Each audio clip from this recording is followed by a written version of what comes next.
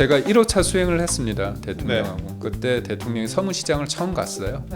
근데 많은 분들이 응원해 주셨습니다. 근데 저분들이 나를 지지하는 게 아니야. 정권 교체 해달라는 거야.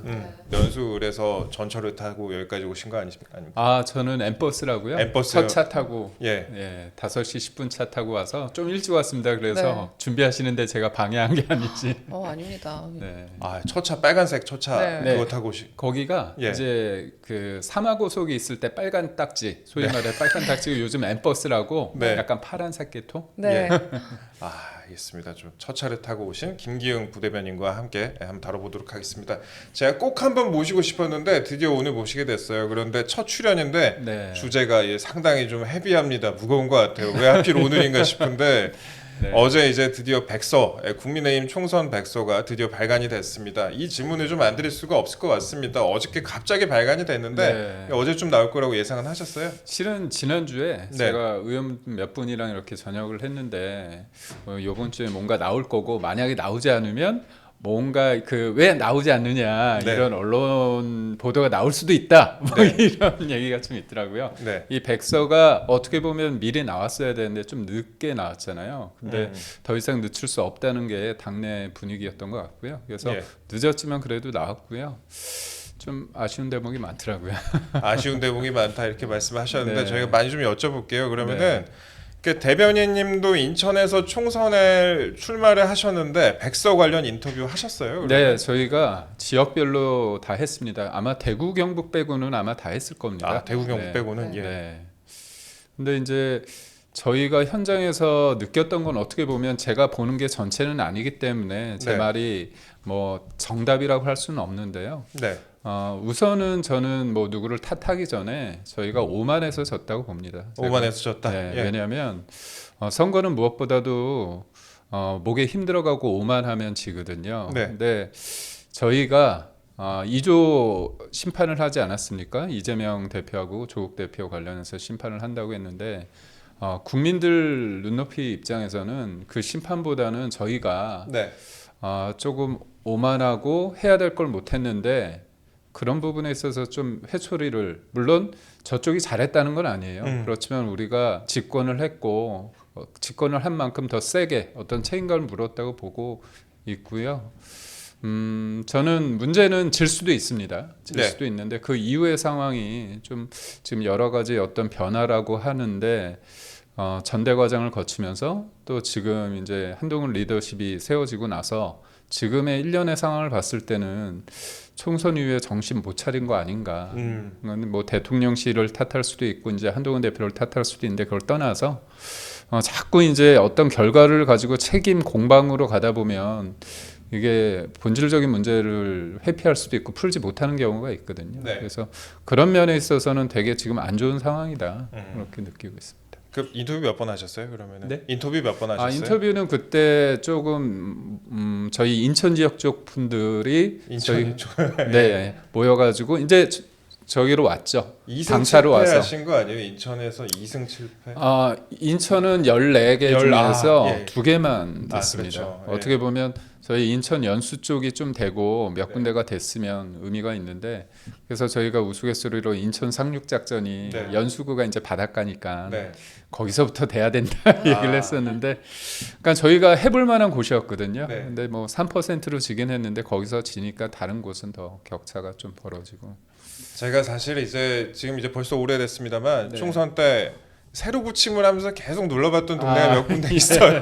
그래서 그 이제 뭐 저기 도봉도 가끔 이제 봤지만 네. 도봉 이제 됐잖아요. 도봉은 됐는데 영등포랑 그다음에 이제 우리 대변인님 계신 연수도 좀 계속 네. 눌러봤습니다. 그런데 참 그때 제가 안타깝게 생각했었던 그 기억이 나네요. 그랬는데 일단 제목부터 한번 저희가 한번 넘어가 보도록 할게요. 네, 일단 그 백서 제목을 마지막 기회라고 붙였습니다.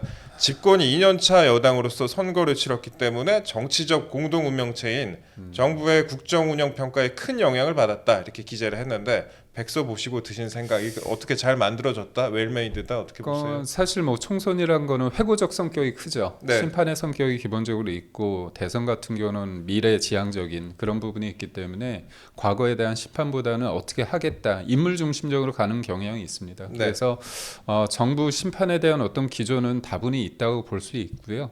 저는 그런 관점에서 얘기를 할 수 있는데 이 백서의 내용을 보자면 약간 양비론이에요. 좀 그런 것 같더라고요. 예. 그렇기 때문에 이제 뭐라고 표현했냐면 불안정한 당정 관계. 불안정한 당정 관계. 근데 결국은 용산발 악재가 있었다는 걸 인정하지만 그 부분에 대해서 과연 그 당시에 국민의힘 지도부가 한동훈 대표 그때 시스템이 그거를 잘 문제를 지적하고 잘 풀어갔느냐의 부분에 대해서 좋은 점수를 안 준 거고 이게 패배의 어떤 주요 원인이라고 얘기를 했고요. 문제는 그때 상황이나 지금 상황이나 크게 다르지 않다는 게 가장 본질적인 아픔인 것 같아요. 그런 부분에 있어서. 그래서 제가 제 상황은 뭐냐면 가장 문제가 됐던 게 여러 가지 주요 이슈 중에서 김건희 여사 관련해서 명품백 관련해서 수수 있고 그다음에 이종섭 호주 대사 임명 그다음에 황상무 시민사회 수석 관련해서 발언 논란 있고 그다음에 또 의정 갈등 관련해서 있었는데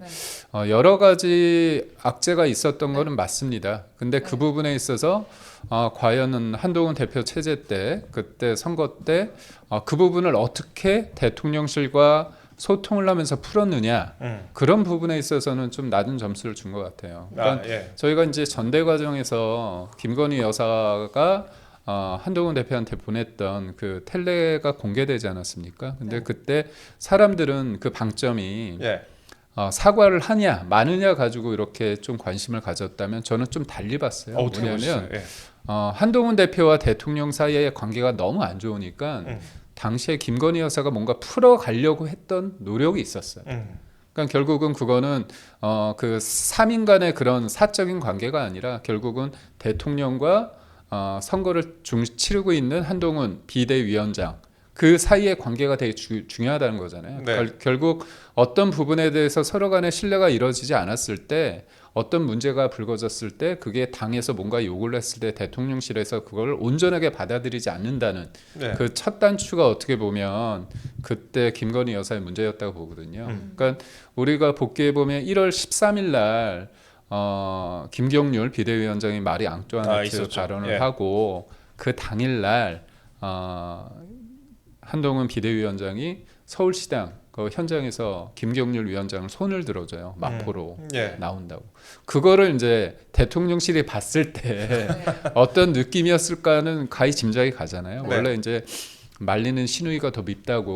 그러니까 주변에서 어떻게 하느냐. 근데 그 사람에 대해서 좀 자제시키는 게 아니라 뭔가 이렇게 손을 들어줬다. 실제로 손을 들어줬고 그 부분에 대해서 그 이후에 문자가 오는 거예요.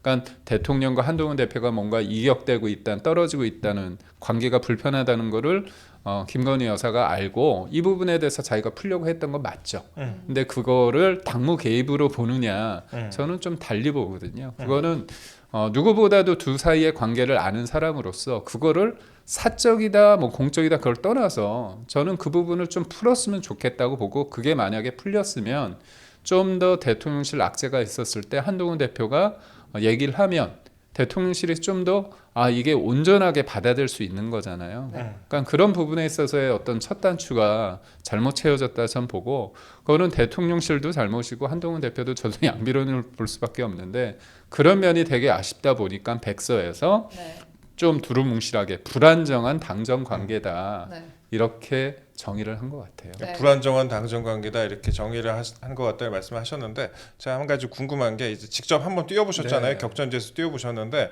어떤 순간에 가장 좀 지지율이 많이 빠졌던 것 같으세요? 실은 이 표현이 참 그렇지만 3월 초까지는 좋았습니다. 근데 이제 그 이후에 이종섭 호주 대사 그 부분이 조금 컸던 것 같아요. 그 부분이 그러니까 아무래도 그게 시간이 지체되면서 나중에는 저희 들어와가지고 자기가 조사받겠다고 얘기했지만 그런 부분에 있어서 좀 있었고 또 하나는 이제 대파 논란 관련해서 저쪽이 그러니까 민주당에서 되게 악의적으로 대파 모양을 들고 다니면서 계속 따라다녔잖아요. 그러니까 그런 부분에 있어서 물가가 높은 거는 어떤 여러 가지가 작용되는데도 불구하고 어떻게 보면 지금 집권을 했기 때문에 사람들에 대한 불만은 정부로 쏠릴 수밖에 없었고 저는 그 대파 논란 보면서 좀 아쉬웠던 게 네. 그런 대응이 좀 아쉬워요. 대통령실도 그렇고 저희 쪽이 중앙당에서 그거를 조금 메시지를 잘 관리를 해야 되거든요. 네. 그런 관점에서 좀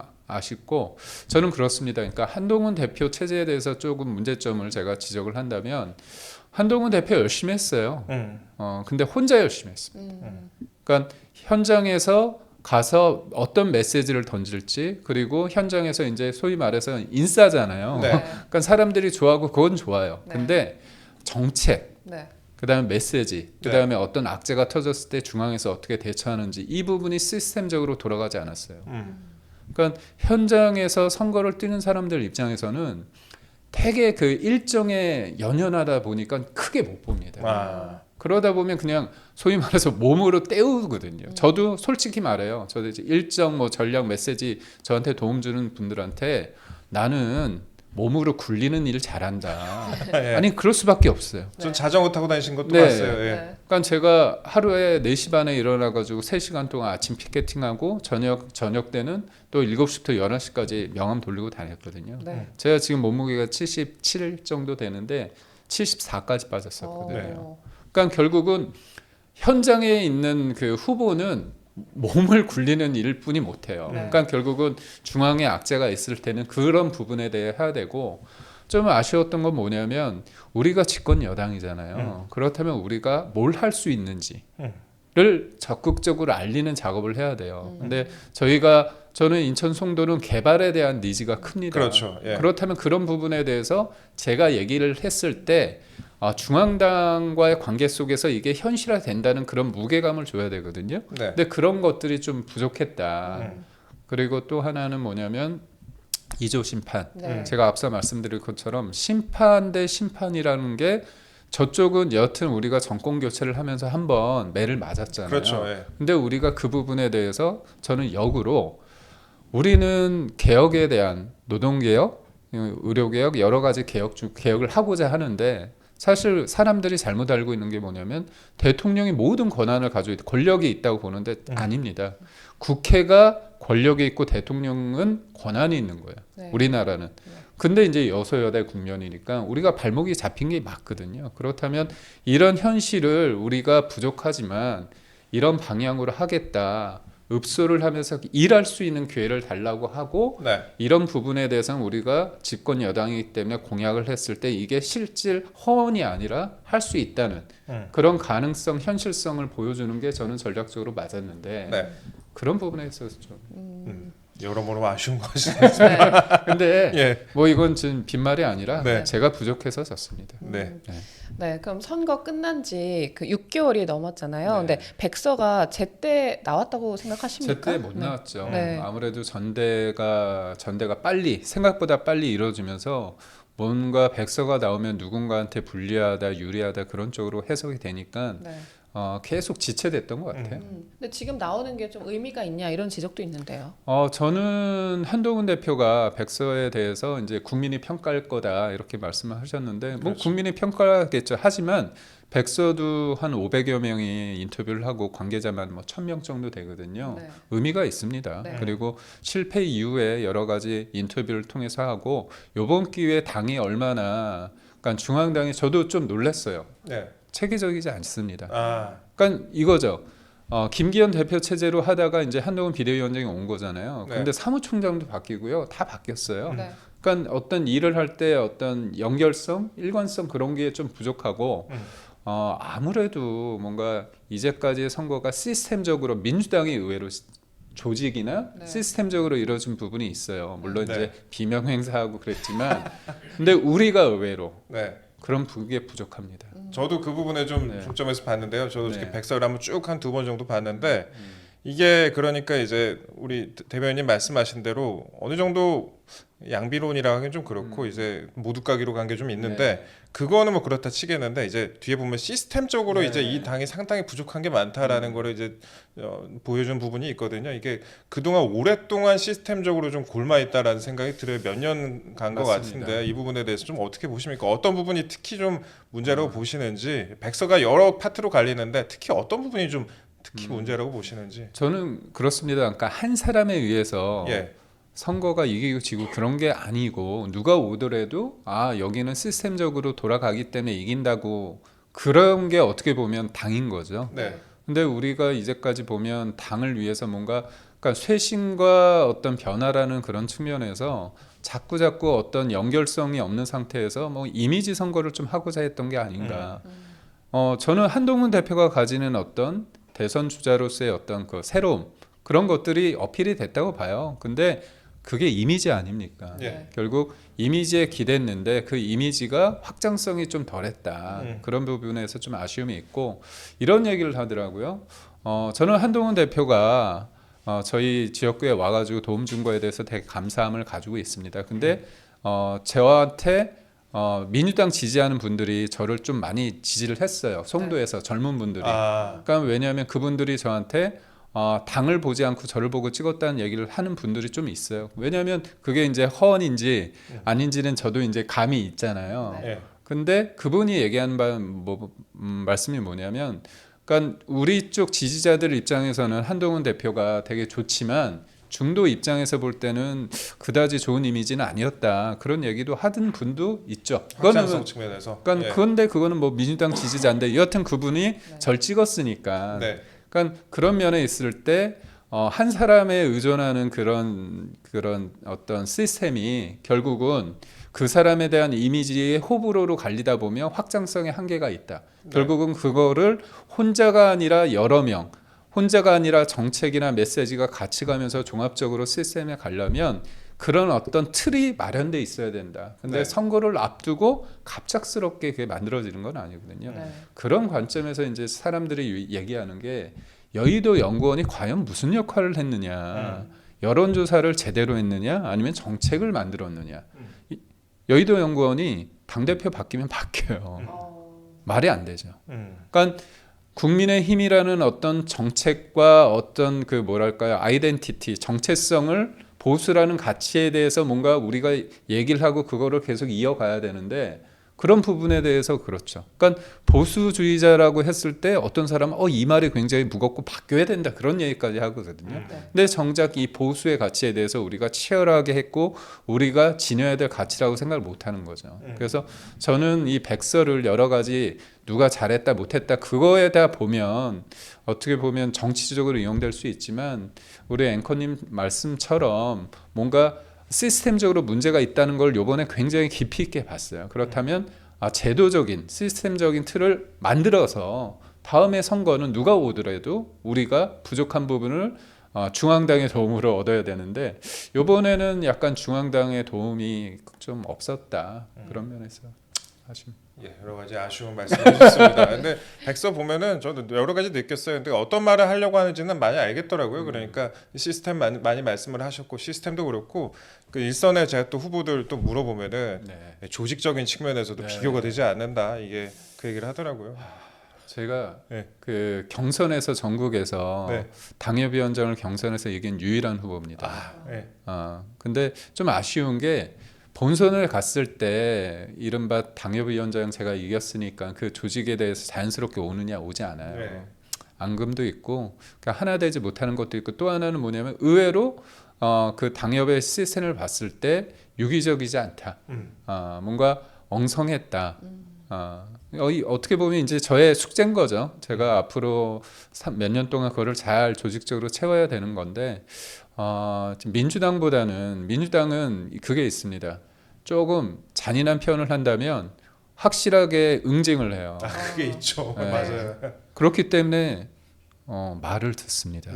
말을 듣는다는 표현이 좀 그렇지만 같이 갈 수 있는 거예요. 근데 우리는 그렇지 않습니다. 그러니까 이게 그렇다면 민주당은 당의 어떤 기조와 다른 목소리를 냈을 때 선거 때 선거는 어떻게 보면 전시 아닙니까? 네. 선거는 굉장히 이게 지시사항 소위 말해서 의사 결정이 빨라야 돼요. 엉성하면 지는 겁니까? 그러니까 저는 뭐로 가더라도 한쪽으로 빨리 결정하는 게 맞아요. 네. 근데 그러지 못했던 것 같아요 저번에. 백서 관련된 말씀 이 정도 저희 한번 여쭤보고요. 네. 일단 제가 말씀 들으면은 딱 이제 와닿는 게 있어요. 그러니까 현장에서 고생한 사람이 이제 네. 말씀하시는 약간 이제 회한도 좀 느껴지는 것 같고 그래서 제가 사실 대 의원님 그 선거에 대해서는 처음부터 잘 알고 있거든요. 그래갖고 이제 여러 가지 생각이 좀 들게 하는데 다른 내용도 한번 여쭤보겠습니다. 그러면 특별 감찰관 추진을 두고 친한계 일부에서 알 권리를 주장을 하면서 공개 의총을 열어서 네. 찬반 표결하자 이런 목소리가 좀 나왔습니다. 그러니까 네. 일부에서 좀 나왔는데 친윤계는 이거에 대해서 또 논의할 가치가 없는 꼼수다 이런 네. 입장인데 의총 전에 뭐 단판을 지을 가능성도 있다 뭐 이런 얘기도 나오고 그러는데 이거 좀 어떻게 보세요? 저 소시지 되게 좋아하거든요. 네, 소시지 만드는 거하고 정치인들 이렇게 협상하고 뭐 그런 것들은 절대 보면 안 된다고 얘기를 하잖아요. 그러니까 아름다운 과정일 수도 있는데, 네. 그러니까 굉장히 갈등이 파열음이 되면 그게 감정이 남잖아요. 그리고 또 그 감정이란 게 또 외부에 알려졌을 때 주위 사람들이 또 한마디씩 더하면 그 갈등의 골이 깊어집니다. 네. 그래서 저는 우선적으로 의총을 통해서 표대결까지 가면 안 된다. 그리고 그 과정에서 공개할 부분이 있겠지만 전반적인 어떤 의총의 전반적인 내용까지 전체 공개하는 거는 좀 그렇다. 그런 게 있고요. 왜냐하면 지금 제가 자꾸 뭐 신뢰 얘기를 하지만 저는 한동훈 대표가 이제 윤석열 대통령을 잘 안다고 그러잖아요. 근데 잘 알기 때문에 이 사단이 나는 겁니다. 이거는 둘 다 책임이에요. 네. 저는 뭐 대통령실에 근무했기 때문에 대통령에 대해서 좀 더 이렇게 잘 하려고 하는 마음이 있습니다. 하지만 두 분 다 정치인이잖아요. 정치인인데 감정이 너무 드러나요. 이마에 다 드러나 써놓고 다닙니다. 네. 아니 이게 진짜 저희가 절실하게 정권 교체했잖아요. 우리 앵커님도 알잖아요. 저도 KBS 19년 있다가 나왔거든요. 네. 문재인 정부 진짜 문제가 있기 때문에 저도 다 던지고 나왔습니다. 그러니까 기회를 받은 거예요, 저희가. 근데 저희가 오만했기 때문에 그걸 못 살린 겁니다. 그렇다면 국민 앞에서 겸손해야 되거든요. 근데 이런 과정에 있어서 못 한다는 게 그렇고 한동훈 대표 여튼 왜 비대위원장이 됐고 왜 대표가 됐습니까? 대통령 잘 안다고 해서 된 거잖아요. 네. 그렇다면 저는 그거예요. 일을 풀어가는 문제 제기 중요합니다. 근데 문제 제기만 중요한 게 아니라 문제를 어떻게 풀어내느냐 방식이 중요하고 여당 대표는 그거의 한 축입니다. 네. 근데 저도 뭐 누구를 이해한다는 게 결국은 내 방식대로 오해했던 경우가 있어요. 그리고 또 같이 했기 때문에 그거에 대한 어떤 오해가 더 깊습니다. 그래서 저는 대통령하고 한동훈 대표가 풀어야 돼요. 풀어야 된다. 네, 풀어야 됩니다. 이게 그냥 왜 감정 가지고만 하냐? 아닙니다. 이게 감정이 나빠요. 네. 그렇다면 이 문제를 풀어야지 다른 걸 풀 수 있다고 봐요. 네. 예.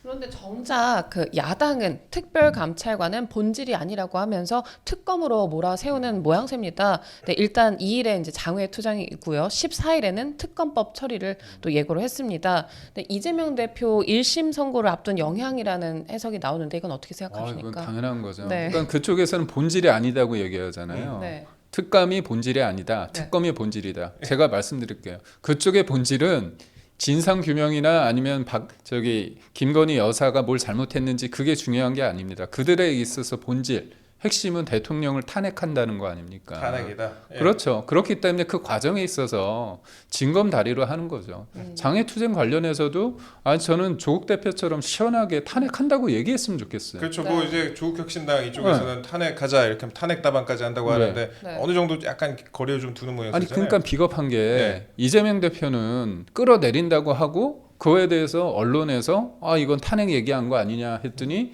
뭐 돼지 눈에는 돼지고 부처 눈에는 부처라고 그런 얘기를 하더라고요. 그러면 모든 언론이 돼진 거예요. 네. 그렇지 않습니까? 네. 많은 사람들이 그 워딩을 끌어내린다는 거 그게 뭐예요? 지금의 시스템 안에서 할 수 있는 거는 탄핵이잖아요. 예. 네. 내란을 일으키지는 않는 거잖아요. 네. 그러니까 결국 본인이 탄핵해놓고서 그걸 탄핵이라고 얘기한 언론에 대해서 돼지라고 하면 어떡합니까? 저도 네. 돼지가 됐는데 말이 안 되는 거잖아요. 그래서 저는 자꾸 본질 얘기하는데 총선에 대한 민의 간단합니다. 뭐냐면 일을 해내라는 거예요. 네. 야당도 여당도. 근데 이쪽은 또 자기네들이 생각해서 더 강하게 검수완박하고 탄핵하라고 생각한 거잖아요. 저는 이제 이번에 금정 예. 네. 보궐선거 금정이 되게 시사하는 바가 큽니다. 아, 예. 그러니까 저는 한동훈 대표가 잘했다, 뭐 누가 잘했다 그게 중요한 게 아니에요. 22%로 2022년도에 예. 금정에서 그때 이제 구청장이 22% 격차로 이겼어요. 이번하고 비슷했네요. 그쵸? 예. 근데 2024년 총선에서 그쪽 금정에서 13%로 격차가 줄었습니다. 근데 이번에 22%로 벌어졌어요. 그리고 금정의 그때 2022년 대선에서 대통령이 받았던 비율이 60%고 네. 이재명 후보가 받았던 게 뭐 30%대 해가지고 지금하고 22% 격차 비슷해요. 네. 그러니까 결국은 진짜 마지막 기회를 준 겁니다. 아, 진짜 마지막 기회다. 결집한 거예요. 예. 아니 우리가 부족하고 그러지만 이렇게 냈다가는 저쪽 진짜 얘기 안 되는 애들이 되니까 네. 그거는 맞겠다고 해서 기회를 주시고 결집한 겁니다. 네. 그걸 가지고 우리가 잘했다 누가 잘했다 공치사하는 순간 그것도 얘기 안 되는 거고요. 그러니까 결국은 마지막 기회 마지막 기회 하다가 이게 쭉 가다가 휘어지다가 딱 부러지면 답이 없는 겁니다. 그래서 저는 뭐 앞에 말씀드렸지만 제 개인적으로 떨어진 게 중요한 게 아니라 제가 그때 선거하면서 느꼈던 게 막판에 보면서 제가 막 읍소했어요. 진짜 저희가 부족하지만 일할 수 있는 기회를 달라고 얘기를 했습니다. 진짜 뭐 앞서도 말씀드렸지만 저희 진짜 힘들게 정권 교체했잖아요. 그렇다면 진짜 겸손하게 해야 된다. 겸손하게 해야 된다 말씀하셨는데 그렇습니다. 제가 여기서 한번 분위기 전환 살짝 해볼게요. 너무 우울하지 않게. 아니 제가 이제 말씀하시는데 저는 네. 사실 그 돼지 눈에 돼지만 보인다는데 네. 왜 내가 움찔하지? 저도요. 아 우리 다 네. 돼지 됐잖아요. 아니 저는 이제 찔렸습니다. 갈수록 돼지가 되고 있었고요. 아닙니다. 네, 그런 말씀 드렸는데 그러면은 아까 이제 특검 얘기 나온 판에 이제 어제 국회 운영위에서 야당 의원들이 네. 상설 특검 가자 이 얘기하면서 이제 여당 추천에 빼는 네. 식으로 갔잖아요. 이걸 좀 어떻게 보세요? 이거 완전 논란 아닙니까? 저는 민주당이 진짜 다 계획이 있는 거예요. 네. 왜 그 상임위 배분할 때 네. 운영이 법사위 그렇죠. 과방위를 이렇게 진짜 했느냐. 예. 욕 다 먹었잖아요. 네. 네. 제가 알기로는 예전에 그 한나라당 땐가 과반수가 됐었어요. 과반이 넘어서 네. 그때 법사위를 가져가야 될 수도 있었어요. 그 당시에 보수당에서 한나라당에서. 근데 그거를 안 했거든요. 네. 왜냐하면 관행이란 게 관례가 있으니까. 그 관례는 그냥 기분 좋았을 때 내가 간다는 게 아니라 다 이유가 있는 거잖아요. 네. 견제라는 측면에서. 네. 근데 요번에 다 가져갔잖아요. 그렇죠. 네. 상임위 해서 나중에는 몇 개 줬죠. 네. 근데 그것도 아빠들은 말하라 그렇죠. 말했잖아요. 그런 식으로 해서 법사위하고 운영이 됐는데 요번에 말씀하신 그 상설특검 제가 실은 처음에 특검 하면서 거부권 막 계속 얘기를 했을 때 제가 패널 할 때 얘기했어요. 아니 상설특검 이용해라. 이건 거부권도 아니고 결의안만 하면 되는데 왜 이용 안 하냐. 근데 그 상설특검에 기본적으로 이제 본인들이 유리한 추천이 구성이 안 되니까 안 한 거예요. 네. 근데 요번에 그거 거기가 7명이거든요. 네. 근데 국회가 4명 추천이 있었습니다. 여야가. 예. 그러면 이제 본인들이 마음대로 안 되잖아요. 네. 그러니까 이게 법을 고치면 거부권이 되니까 법을 내면 규칙은 안 해도 되고 거부권이 네. 안 되거든요. 그러니까 아. 규칙을 교묘하게 한 거예요. 근데 그 규칙을 할 때 운영위가 전체위에서 해야 되고 나중에 법사위 통과되거든요. 그러니까 입구하고 출구를 자기네들이 딱 장악한 다음에 그렇게 한 거죠. 제가 보면서 이거 그냥 친명 변호사만 추천한 다음에 그 중에 골라라 하면 되는 거 아니에요? 예. 그럼요. 그러니까 예. 쇼핑한 거죠. 검사 본인들 입맛에 맞는 검사로 해놓고 예. 특검은 특검대로 해놓고 상설 특검도 하고 또 이제 국정조사까지. 그러니까 저는 이 정도 되면 김건희 여사 관련해 가지고 이거 너무 심한 거 아닌가. 그러니까 저는 역으로 그런 말을 해요. 김건희 여사가 지금 윤석열 정부의 정책에 관여를 해가지고 국민들한테 피해를 주는 게 있나요? 근데 지금 다 권력설 1위라고 하는 거잖아요. 그러니까 이게 맞지 않는다는 거죠. 그러니까 민생을 원한다고 한다면 김건희 여사가 국정농단을 해서 어떤 정책이 나의 삶에 피해를 줘야 되는 거잖아요. 근데 저는 명품백 받은 거 부적절하다고 봐요. 그건 사과해야 된다고 보고 김건희 여사가 여러 가지 본인의 의도치 않게 여러 가지 이제 부분이 있으니까 그런 부분에 있어서는 국민들 눈높이에 맞게끔 대외 행보에 대해서 좀 자제를 해야 된다고 봐요. 외교 일정은 해야죠. 순방 가는 건 대통령 대통령 배우자로서. 네. 하지만 나머지 부분은 좀 자제해야 된다고 보는데 네. 그게 아니라 여러 가지들을 다 더 씌워서 악마화하는 거. 음. 이 부분은 맞서 싸워야 된다. 예, 그럼 저희가 그럼 마지막 질문 하나 여쭤볼게요. 벌써 시간이 이렇게 됐는데 그 이재명 대표가 최근에 이제 북한의 러시아 파병에 대해서 이렇게 얘기를 했습니다. 이게 왜 남의 나라 전쟁에 끼어드냐 뭐 이런 얘기하고 그다음에 뭐 전쟁을 획책하려는 거 아니냐 우리가 뭐 한반도 전쟁을 획책하려는 거 아니냐 이런 의심이 생기고 있다 이렇게 발언을 했는데 이런 주장에 대해서 동의하십니까? 저는 절대 동의하지 않지만 예. 이재명 대표는 일관성이 있어요.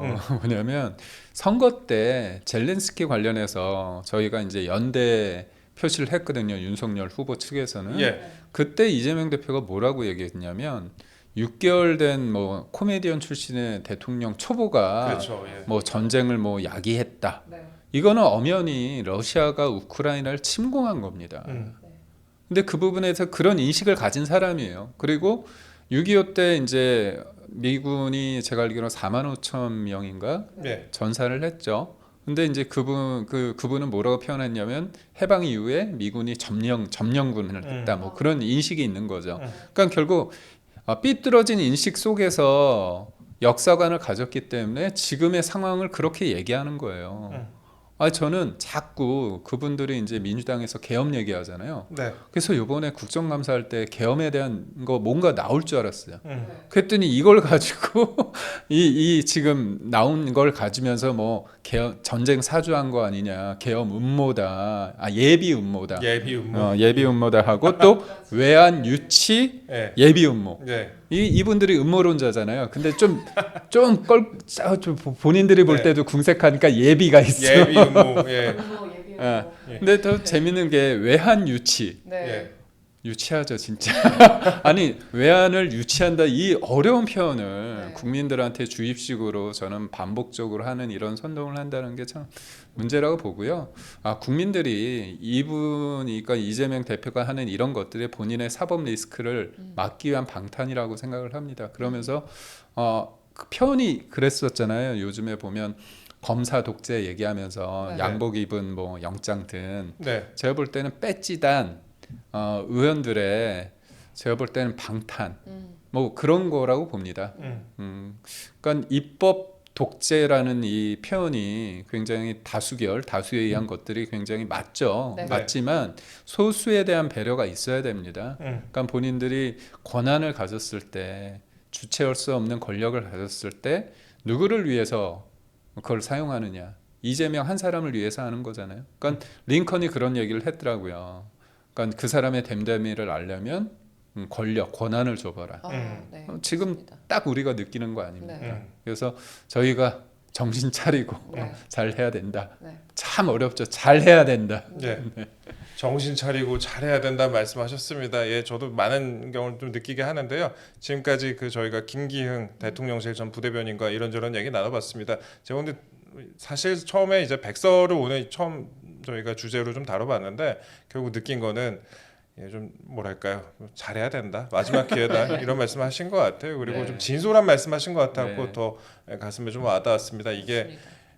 현장에서 떨어져 본 사람하고는 아니 저는 예. 앵커님도 그렇고 저도 그렇고 문재인 정부 때 얼마나 힘들었습니까? 아유, 말도 문제죠. 마세요. 개인을 넘어서 예. 국민들이 힘들었기 때문에 그런 마음으로 정권 교체한 거잖아요. 제가 마지막으로 한 말씀 드리자면 제가 1호차 수행을 했습니다. 대통령하고. 그때 대통령이 서문시장을 처음 갔어요. 네. 근데 많은 분들이 응원해 주셨습니다. 그래서 그때가 한참 더울 때라 다 끝나고 나서 차를 타면 에어컨을 딱 켜요. 네. 그럼 제가 이제 후보 그때는 검찰총장님이라고 불렀습니다. 네. 그때가 초반이었으니까 총장님 기분 좋으시죠? 그랬더니 딱 하는 말이 기분 좋다 하면서 근데 저분들이 나를 지지하는 게 아니야. 정권 교체 해달라는 거야. 그 얘기를 하셨거든요. 네. 그 마음으로 저희가 그 마음으로 한다면 다 잘 될 거라 봅니다.